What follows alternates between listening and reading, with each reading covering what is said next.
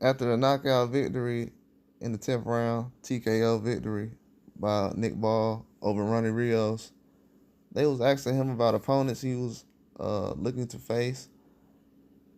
And Naoya Inoue is the person that he's looking to face against if he comes up to featherweight, which I'm expecting him to come up soon. But it's a lot of distractions right now. They have other names they're throwing around like Nakatani. So I don't know what is actually being asked from the media right now as far as Inoue. A lot of people are asking for him to go to featherweight, and a lot of other people are asking him to go down and fight Nakatani at a guy at 118. So I don't really know, but Nick Ball, he's an option right now for down anyway, and he says that Ray Vargas is a person he wants to fight again and try to get that belt back. That would be considered a rematch, and he said it's his belt and that he wants to face him.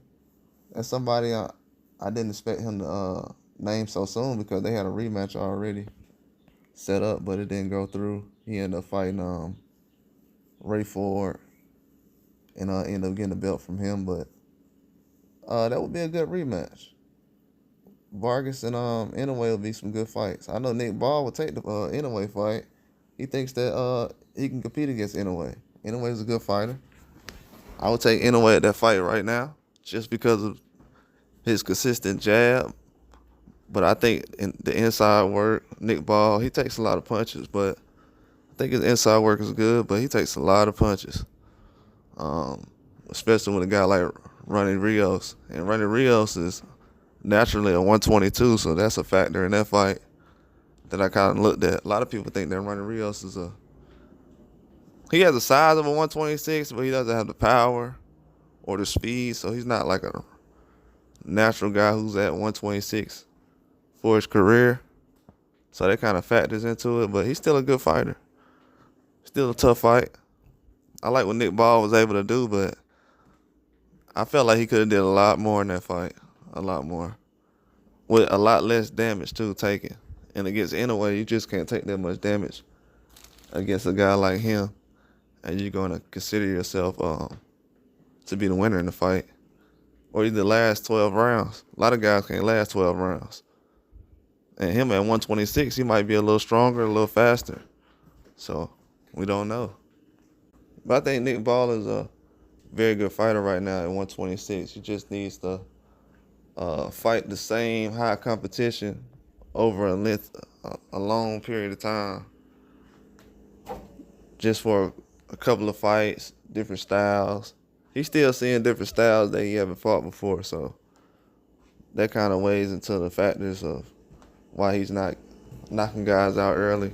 But I will say, Ronnie Rios was a 122, and anyway, it was a 122 as well, so that's really going to be a tough fight for Nick Ball.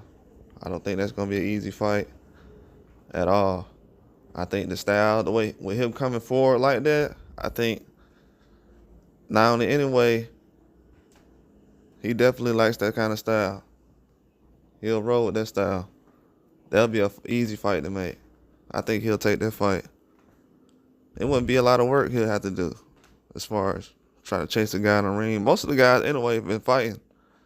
They've been on the back foot, not really coming forward. So for him to fight a guy who comes forward, that'll be an easy fight for him. I think that'll be an easy strategy for him.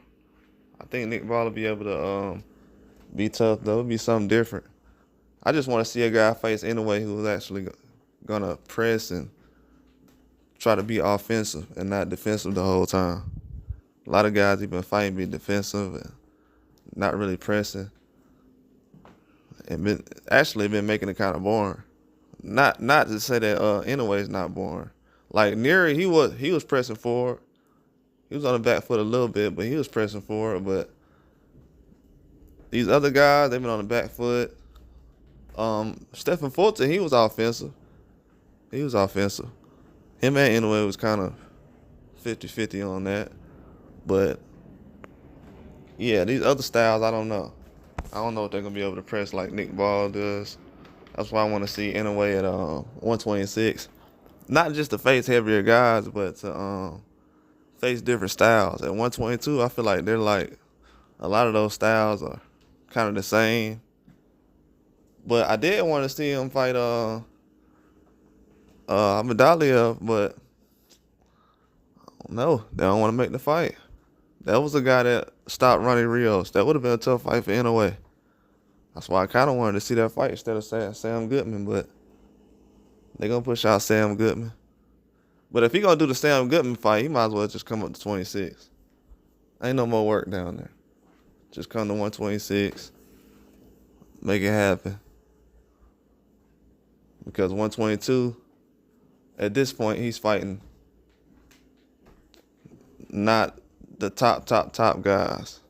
He's fighting some top guys down there, but it's not the fights that I would like to see at this point. So Nick Ball be the best option right now. But that's probably like 2 fights away, I can see. I can see that being like 2 fights away. I definitely could.